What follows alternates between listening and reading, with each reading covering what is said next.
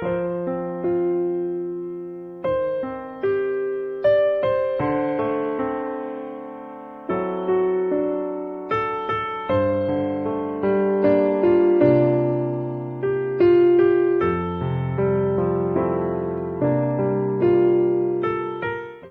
이 시간 우리가 함께 기도할 때 오늘 기도할 제목은 열방에 있는 선교사님들을 위해 기도했으면 좋겠습니다.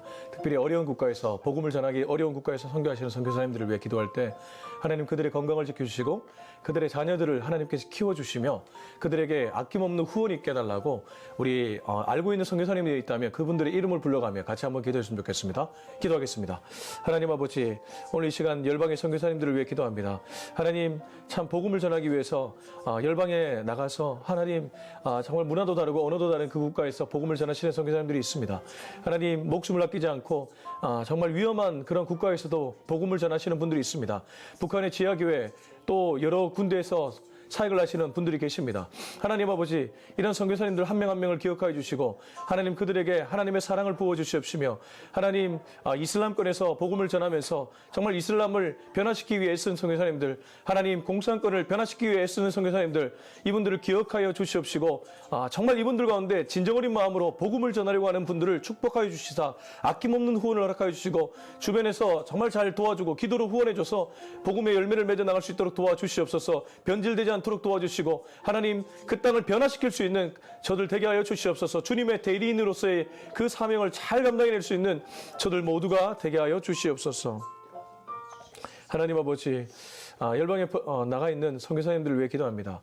한 분 한 분을 축복하여 주시고 그들의 건강을 지켜주시며 그들의 가정을 돌보아 주셔서 복음사역에 집중하며 복음의 열매를 맺어 나갈 수 있는 저들 모두가 되게 하여 주옵소서. 예수님의 이름으로 기도합니다. 아멘. 네, 오늘부터 사무엘서를 보도록 하겠습니다. 오늘 사무엘상 1장 1절에서 18절까지입니다. 예, 생명의 삶 스케줄이 이제 사무엘상으로 들어가는데 사무엘상 1장 1절에서 18절까지를 읽도록 하겠습니다. 시작.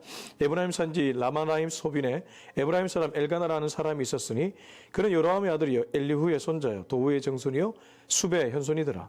그에게 두 아내가 있었으니 한 사람의 이름은 한나요 한 사람의 이름은 브닌나라. 브닌나에게는 자식이 있고 한나에게는 자식이 없었더라. 이 사람이 매년 자기 성읍에 나와서 실로에 올라가서 만군의 여호와께 예배하며 제사를 드렸는데 엘리의 두 아들 홈니와 비나하스가 여호와의 제사장으로 거기에 있었더라. 엘가나가 제사를 드리는 날에는 제물의 분깃을 그 안에 브닌나와 그의 모든 자녀에게 주고 한나에게는 갑절을 주니 이는 그를 사랑함이라. 그러나 여호와께서 그에게 임신하지 못하게 하시니 여호와께서 그에게 임신하지 못하게 하심으로 그의 적수인 브닌나가 그를 심히 격분하게 하여 괴롭게 하더라. 매년 한나가 여호와의 집에 올라갈 때마다 남편이 그같이 하며 브닌나가 그를 격분시키므로 그가 울고 먹지 아니하니 그의 남편 엘가나가 그에게 이르되 한나여 어찌하여 울며 어찌하여 먹지 아니하며 어찌하여 그대의 마음이 슬프냐. 내가 그대에게 10 아들보다 낫지 아니하니라. 그들이 실로에서 먹고 마신 후에 한나가 일어나니 그때 제사장 엘리는 여호와의 전 문설주 곁 의자에 앉아 있었더라. 한나가 마음이 괴로워서 여호와께 기도하고 통곡하며 소연하여 이르되 만군의 여호와여 만일 주의 여종의 고통을 돌보시고 나를 기억하사 주의 여종을 잊지 아니하시고 주의 여종에게 아들을 주시면 내가 그의 평생에 그를 여호와께 드리고 삭도를 그의 머리에 대지 아니하겠나이다. 그가 여호와 앞에 오래 기도하는 동안에 엘리가 그의 입을 주목한즉 한나가 속으로 말하며 입술만 움직이고 음성은 들리지 아니하므로 엘리는 그가 취한 줄로 생각한지라. 엘리가 그에게 이르되 내가 언제까지 취하여 있겠느냐. 포도주를 끊으라 하니 한나가 대답하여 이르되 내 주여 그렇지 아니하니이다. 나는 마음이 슬픈 여자라. 포도주나 독주를 마신 것이 아니요 여호와 앞에 내 심정을 통한 것뿐이오니 당신의 여종을 악한 여자로 여기지 마옵소서. 내가 지금까지 말한 것은 나의 원통함과 격분됨이 많기 때문이니이다 하는지라. 엘리가 대답하여 이르되 평안히 가라. 이스라엘의 하나님이 내가 기도하여 구한 것을 허락하시기를 원하노라 하니 이르되 당신의 여종이 당신께 은혜 있기를 원하나이다 하고 가서 먹고 얼굴에 다시는 근심빛이 없더라. 아멘. 사무엘서에 대한 기본적인 좀 이해가 필요합니다. 사무엘서는 배경이 있습니다. 사사시대를 우선 배경으로 합니다. 물론 이후에 왕정시대가 도래하죠. 다윗과 솔로몬, 물론 그 이전에 사울왕도 있지만 사울, 다윗, 솔로몬 이들로 이어지는 왕정시대가 도래하기 전에 사무엘이라는 마지막 사사라 불리는 인물이 출생하는 과정, 또 그가 살아가는 모습, 또 그가 제사장과 선지자로서의 역할까지 하는 모습, 이런 것들이 사무엘서에 기록되어 있습니다. 근데 왜 제가 사무엘상 1장 1절에서 18절을 본격적으로 말씀을 나누기 전에 이 얘기를 먼저 하냐 하면 사사시대가 어떠했습니까? 사사시대는 조금 암울한 그림이 있었습니다. 룻기도 사사시대를 배경으로 하는데 룻기 전에 사사기 21장 마지막 절인 25절을 한번 가보십시오. 사사기 21장 25절이 사사기 전체의 그림을 잘 얘기해주고 있습니다. 사사기 21장 25절 같이 읽겠습니다. 시작.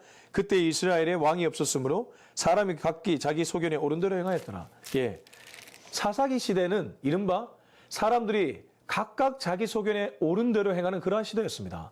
왕이 없었다는 얘기는 통치자, 중심을 잡아줄 만한 인물이 없었다는 것이고 그로 인해 각기 자기가 옳다고 생각하며 마음대로 살아갔다는 것이죠.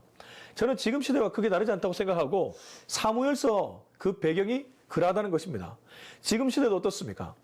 여기저기서 절대 기준이라고 표현하면 굉장히 부정적으로 인식합니다. 동성애를 왜 찬성합니까?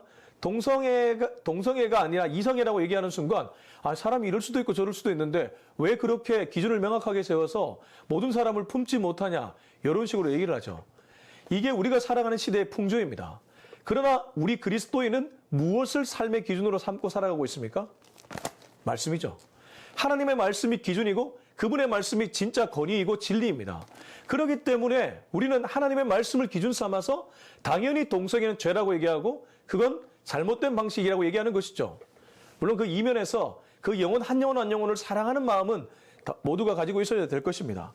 근데 이 사무엘서 초반기에도 당연히 이러한 배경을 가진 채로 오늘 본문은 나오는 것입니다. 자, 이걸 알고 오늘 1장 1절에 3절을 다시 한번 보도록 하겠습니다.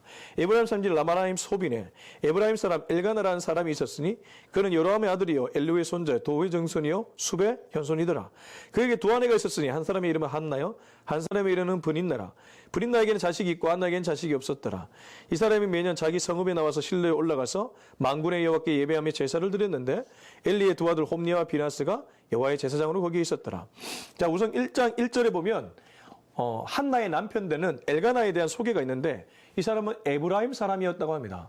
근데 대부분의 학자들은 이 구절을 어떻게 해석하냐면 사무엘이 태어나기 전에 사무엘의 혈통적 배경이 어떠한지를 알려주는 구절이라고 얘기합니다.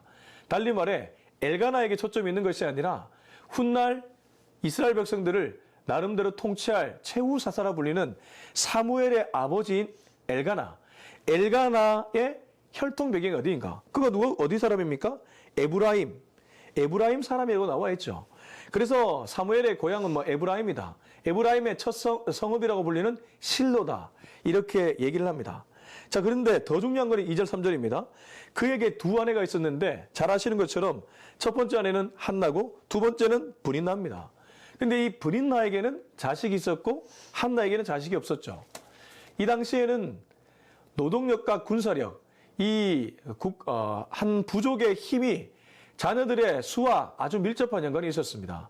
쉽게 표현하면 자녀를 잘 낳고 순풍순풍 낳는 사람은 그만큼 경제력도 있고 힘도 있었지만 그러지 못한 사람은 마치 저주받은 인생처럼 여겨졌다는 것이죠.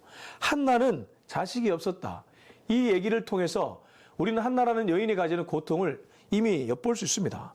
자, 이 사람이 매년 자기 성읍에 나와서 실로에 올라가서 만군의 여호와께 예배하며 제사를 드렸는데 엘리의 두 아들 홈니와 비나스가 여호와의 제사장으로 거기에 있었더라. 여기에 또 다른 인물이 등장하는데 그 사람이 엘리의 두 아들 홈니와 비나스입니다. 성경은 단 한 구절도 허투루 기록되는 법이 없습니다. 우리는 이런 것을 복선이라고 얘기합니다. 훗날 엘리가 어떻게 죽는지 성경을 읽어보신 분들은 압니다. 그리고 홈니와 비나스가 또 어떠한 모습이었는지 이 사무엘서를 읽어보신 분들은 아는데 이미 여기서 이 성경 구절은 이 사람들을 은근히 암시해주며 깔아주고 있다는 것이죠. 제가 이 구절을 읽으면서 이런 생각을 하게 되었습니다. 하나님도 때때로 우리들에게 은근히 삶의 힌트를 줄 때가 있습니다.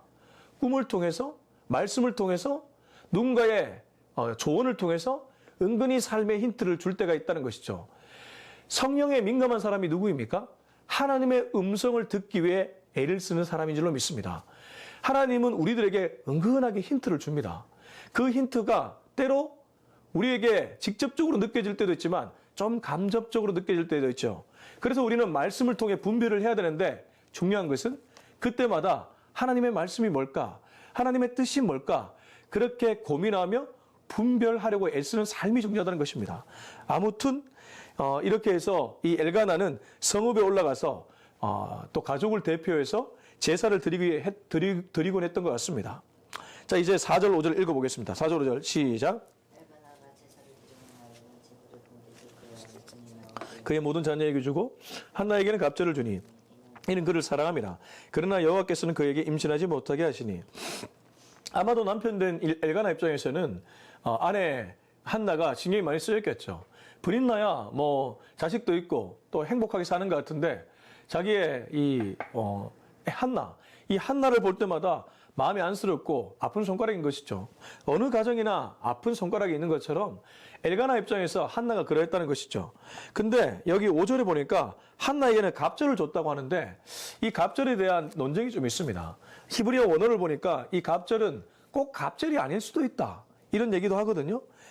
무슨 말이냐면 여기 제물의 분깃, 4절에 나오는 분깃에 이 표현에 또 다른 단위다고 표현합니다. 그러니까 분깃에 두 코. 좀 이상한 말인데 우리가 일반적으로 쓰지 않는 말이긴 한데 왜 우리가 한 닭에 두 닭다리 좀 표현이 좀 약간 거시기 하지만요. 이렇게 표현하는 것처럼 제물의 한 분깃에 두 코 이렇게 표현한 것을 갑절이라고 번역한 게 아닌가라고 얘기도 하지만 한 가지는 분명합니다. 엘가나 입장에서 한나를 더 챙겨주고 싶었던 마음이 있었으면 분명합니다. 그렇기 때문에 뒤에 엘가나가 내가 당신에게 10아들보다 낫지 않냐 이런 말을 하고 있기 때문입니다. 아무튼 그는 한나에게 갑절인지 아니면 더한 사랑을 준 것인지 알 수는 없지만 무언가를 줬습니다. 근데 여기 더 중요한 게 나오죠. 5절 후반절을 보십시오. 그러나 여호와께서 그에게 임신하지 못하게 하시니. 한나의 고통, 한나의 어려움, 한나의 아픔은 사실 그 동인이 하나님이었습니다.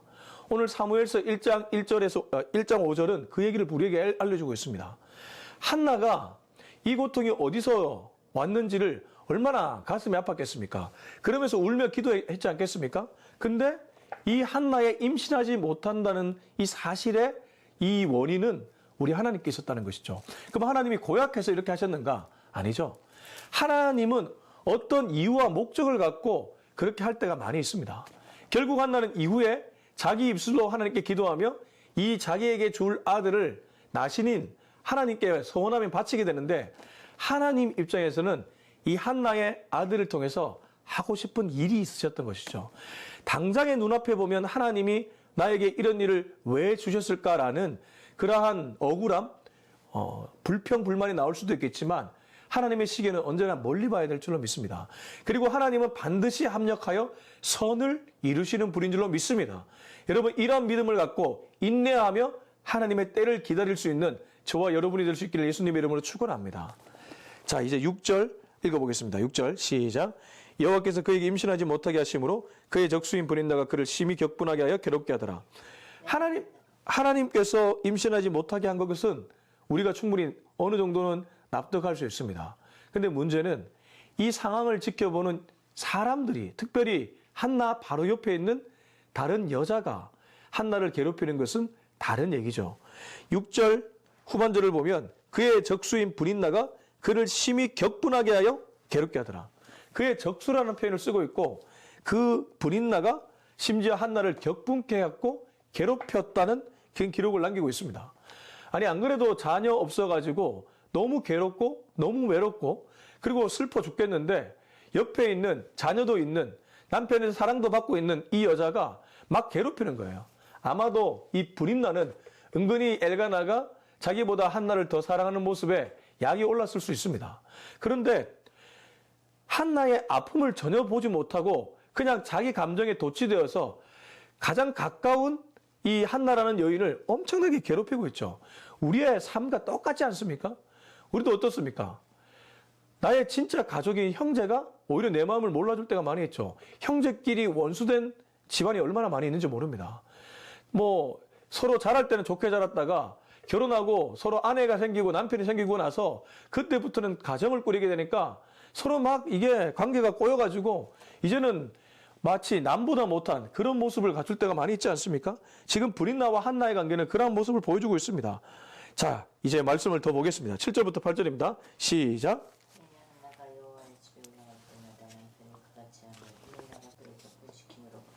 먹지 아니하니 그의 남편 엘가나가 그에게 이르되 한나여 어찌하여 울며 어찌하여 먹지 아니하며 어찌하여 그대의 마음이 슬프냐 내가 그대에게 10 아들보다 낫지 아니하냐 하니라. 자, 여기서 엘가나는 이러한 사실을 알고 한나를 굉장히 위로해 주고 있는데, 여러분 이 위로를 보면서 어떤 생각 드십니까? 이 위로가 정말 한나에게 위로가 되었을까요?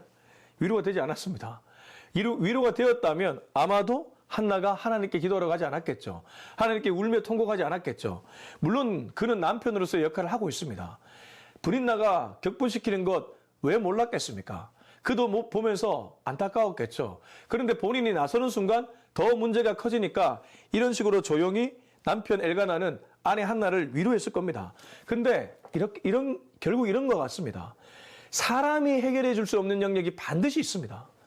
어느 누군가나 부모가 자식도, 자식이 부모를, 또 우리가 살아가는 친구 사이에서도 해결해 주지 못하는 지점은 분명히 있다는 것이죠. 오히려 그것을 해결하려고 하다가 낭패를 볼 때가 있지 않습니까? 그때는 어떻게 해야 될까요? 결국 하나님께 맡겨야 되는 것이죠. 그 사람과 하나님과의 1:1 관계에서 풀어내야 되는 그런 문제가 있습니다. 한나에게는 자녀 문제가 그랬다는 것이죠. 엘가나가 아무리 위로하고 동침하고 어떻게 한다 한들 그게 엘가나가 풀어줄 수 없는 문제였고 하나님이 임신시키지 못한 것이기 때문에 결국 하나님의 영역이라는 것입니다. 그렇습니다. 인간에게 풀지 못하는 그 숙제, 어떤 누구에게도 다 있습니다. 여러분, 하나님께 나아오십시오. 하나님은 여러분의 그 풀지 못하는 숙제를 풀어줄 수 있는 분이기 때문입니다. 자, 이래서 한나는 드디어 하나님께 나아가게 됩니다. 우리 9절, 10절, 11절 같이 한번 읽어보겠습니다. 시작. 그들이 실로에서 먹고 마신 후에 한나가 일어나니 그때 제사장 엘리는 여호와의 전 문설주 곁 의자에 앉아 있었더라. 한나가 마음이 괴로워서 여호와께 기도하고 통곡하며 소원하여 이르되 만군의 여호와여, 만일 주의 여종의 고통을 돌보시고 나를 기억하사 주의 여종을 잊지 아니하시고 주의 여종에게 아들을 주시면 내가 그의 평생에 그를 여호와께 드리고 삭도를 그의 머리에 대지 아니하겠나이다. 자, 그들이 실로에서, 이 실로라는 이 성소라고 불리죠. 법궤가 있는 이 당시에 유대인들의 성소인 이 실로에서 제사도 드리고 또 제사 제물을 갖고 먹고 마신 후에 한나가 일어났습니다. 아마도 나는 이럴 때가 아니다, 기도하려고 나아가야 되겠다는 생각을 했겠죠. 그때에 제사장 엘리는 여호와의 전 문설주 곁 의자에 앉아 있었더라. 여러분, 성경 기자가 지금 엘리를 표현하는데 엘리가 문설주 곁 의자에 앉아 있었다. 아마 성전 옆에 문설주, 거기에 의자에 앉아 있었다고 표현하는데, 저는 이 구절을 보면서 이런 생각이 들었습니다. 이후에 엘리가 누구인지를 알고 있기 때문에 그렇게 해석하는 것일 수도 있겠지만 마치 종교인의 모습입니다. 그러니까 이 문설주 곁에 앉아있는 엘리의 모습을 한번 상상해 보십시오. 그는 제사장의 옷을 입고 제사장의 자리에 앉아 있습니다. 그러나 정작 그가 진짜 제사장 본연의 역할을 제대로 하고 있었을까? 그렇지 않다는 것이죠. 오늘 본문에도 드러납니다. 왜냐하면 한나가 막 기도하는데 그는 한나의 상태를 분별하지 못하고 술 취했다고 자기식으로 해석해서 자기 프레임으로 그 여자에게 말하고 있기 때문입니다. 그만큼 이 사무엘서 초반기 시대, 사사시대는 어둡고 혼탁한 시대였습니다. 제사장조차 분별력을 잃어버린 시대였다는 것이죠. 비록 그가 여호와의 전 문설주 곁 의자에 앉아있지만 그는 종교인으로서 그냥 사꾼같이 그 의자에 앉아있었다는 것입니다. 나중에 그가 그렇게 쓰러져서 죽지 않습니까? 그래서 우리는 이 구절을 보면서도 그것을 이해할 수 있죠. 근데 정작 진짜 마음이 아프고 사연이 있고 문제 때문에 나온 이 여인은 어떻습니까? 하나님께 딱 붙어 있습니다. 오히려 이 여인의 영성이 제사장의 영성보다 낫다는 것이죠. 여러분, 교회 안에서 누가 하나님 앞에서 은혜 입은 자입니까? 돈이 많은 자입니까? 백그라운드가 좋은 자입니까? 아니면 부모로부터 신앙유산을 물려받은 자입니까? 아닙니다. 지금 굉장히 고통스럽고 어려운 문제가 있지만 하나님께 나와 씨름하려고 애쓰는 자, 저는 그 사람이 바로 영성가인 줄로 믿습니다. 교회에는 이런 사람들이 많아져야 될 줄로 믿습니다. 지금 한나는 마음이 괴로워서 여호와께 기도하며 통곡하고 있습니다. 때로 그 문제 갖고 이런 통곡이 필요하죠. 이 통곡 그러면, 특별히 한나의 통곡 그러면 저는 떠오르는 장면이 하나 있습니다. 제가 교육전도사 시절 주말에 사역을 끝내고 신대원에서, 그때는 기숙사에서 살았기 때문에 제가 그때 이천에서 사역했는데, 이천에서 총신대 신학대학원 용인까지 양지거든요. 이렇게 왔습니다. 주일 밤이니까 아직 다른 전도사님들이 들어오지 않았고 대부분 월요일에 들어오기 때문에 밤에 깜깜한데 좀 스산하죠. 아무리 신학교라고 할지라도. 근데 제가 이제 기숙사에 들어오려고 하는데 기숙사에 들어와서 이 차를 주차하는데 저 위 언덕에 소래교회라고 있었습니다. 예전에 그 초창기 소래교회를 복원시킨 그러한 기도 처소인데 거기서 기도 소리가 들리는데 어떤 여자분이 촤야 막 이러는데 저는 그 소리가 굉장히 막 소름 끼치더라고요. 마치 좀 뭔가 좀 그랬습니다. 근데 제가 왜 이 구절을 보면 그런 생각이 드냐면 아마 한나가 그런 마음으로 그렇게 막 울부짖었던 것 같습니다. 촤 이러면서 막 통곡하며 그렇게 하나님께 외쳤던 것 같아요. 때로 우리 마음에 아픔이 있을 때는 이런 기도 할 필요가 있죠. 자, 그렇게 해서 한나가 입술이 터집니다. 어떤 말을 하냐면 서원하여 이르되 만군의 여호와여 만일 주의 여종의 고통을 돌보시고 나를 기억하사 주의 여종을 잊지 아니하시고 주의 여종에게 아들을 주시면 내가 그의 평생에 그를 여호와께 드리고 삭도를 그의 머리에 대지 아니하겠나이다. 결국 핵심이 무엇입니까? 하나님 아들 좀 주세요. 나는 이 문제 때문에 평생 치름하고 있습니다. 아들 좀 주세요. 하나님이 아들 주시면 제가 정말 잘 키울게요. 뿐만 아니라 하나님께 완전히 바쳐드릴게요. 나시리는 하나님의 자녀라는 뜻이죠. 하나님께 바쳐드리겠다는 뜻입니다. 그만큼 한나는 간절했습니다. 이 간절한 기도를 하는 동안 12절 엘리 보십시오. 12절 읽겠습니다. 시작. 그가 여호와 앞에 오래 기도하는 동안에 엘리가 그의 입을 주목한즉 한나가 속으로 말하며 입술만 움직이고 음성은 들리지 아니하므로 엘리는 그가 취한 줄로 생각한지라. 엘리가 그에게 이르되 내가 언제까지 취하여 있겠느냐 포도주를 끊으라니. 이 보십시오. 이 여자가 이렇게 애타게 통곡하며 심지어 자기가 아들만 주시면 나신으로 바치겠다고 얘기하는 동안 엘리는 분별하지 못하고 도리어 지금 12절을 보면 한나가 오래 기도하는 동안 엘리는 기도도 하지 않고 뭘 하고 있습니까? 사람의 입술만 보고 있습니다. 이게 제사장이 할 일입니까? 누가 기도하러 왔으면 함께 기도해도 모자랄 판에 목사가 성도가 기도하러 왔으면 함께 기도해도 모자랄 판에 성도가 어떠한지 저떠한지 판단만 하고 있다면 그게 진짜 목사입니까? 그게 진짜 제사장입니까? 엘리는 이미 영분별을 완전히 잃어버린 모습을 보여주고 있는 것입니다. 이러한 시대, 혼탁한 시대, 제사장 같지 않은 종교인이 이 성전에 앉아서 이런 역할을 하고 있는 것이죠. 아무튼 하나님은 이것을 우리에게 적나라하게 보여주면서 한나의 영성과 엘리의 영성을 비교해주고 있습니다. 근데 그는 취한 줄 알았지만 그것이 아니라 오히려 성령이 취했죠. 기도하면서. 15절 한나가 대답하여 이르되 내 주여 그렇지 아니이다. 나는 마음이 슬픈 여자라 포도주나 독주를 마신 것이 아니요 여호와 앞에 내 심정을 통한 것뿐이오니 당신의 여종을 악한 여자로 여기지 마옵소서. 내가 지금까지 말한 것은 나의 원통함과 격분됨이 많기 때문이니이다 하는지라. 그는 이렇게 솔직하게 제사장을 향해 얘기했습니다. 자, 이 얘기를 들었을 때 엘리 제사장 얼마나 무안했겠습니까? 그래서 그는 제사장으로서의 기능적 역할을 잊지 않고 한나를 축복해 줍니다. 이 기능적 역할만 감당하는 사람들을 우리는 사꾼이라고 부르죠. 아무튼 17절 18절 읽고 마무리하겠습니다. 17절 18절 시작. 엘리가 대답하여 이르되 평안히 가라. 이스라엘 하나님이 내가 기도하여 구한 것을 허락하시기를 원하노라니 이르되 당신의 여종이 당신께 은혜를 입기를 원하나이다 하고 가서 먹고 얼굴에 다시는 근심빛이 없더라. 엘리는 그 얘기를 듣고 다소 무안한 나머지 자기의 이제 기능적 역할을 해줘야 되겠다고 판단하고 평안히 가라. 하나님이 네가 기도한 것에 응답하셨다. 그래서 한나는 아멘하며 당신께 은혜를 입기 원하나이다 라고 고백하고 돌아갔고 그 이후로는 응답받은 줄 알고 근심이 사라졌다고 성경 기자는 기록하고 있습니다. 자, 오늘 저는 말씀을 마무리하면서 이 말씀을 좀 나누고 싶습니다. 오늘 하나님은 어디에 계십니까? 하나님은 잘 보이지 않습니다. 그러지 않습니까? 분있나 까부는 분있나 자식 있다고 은근히 자랑질하며 한나를 괴롭히는 분있나 중간에서 이러지도 저러지도 못하되 나름대로 위로하려고 애쓰는 엘가나 제사장 직분으로 제사장 역할을 감당하고 있지만 전혀 제사장 같지 않은 엘리 그 상황에서 아들 때문에 정말 울며 통곡하는 한나 이렇게 인간들이 살아가는 동안에 하나님은 뭘 하고 계시냐 이 말입니다. 하나님은 어디에 계십니까? 하나님은 배후에 계십니다. 하나님은 배후에서 이 모든 모습을 지켜보고 계신다는 것이죠. 그리고 하나님은 뜻을 갖고 계셨습니다. 한나라는 여인의 아들을 통해 이 나라를 어떻게 인도해야 될지를 계획하고 생각하고 계셨다는 뜻입니다. 그렇다면 지금도 하나님은 어떤 사람을 찾고 계실까요?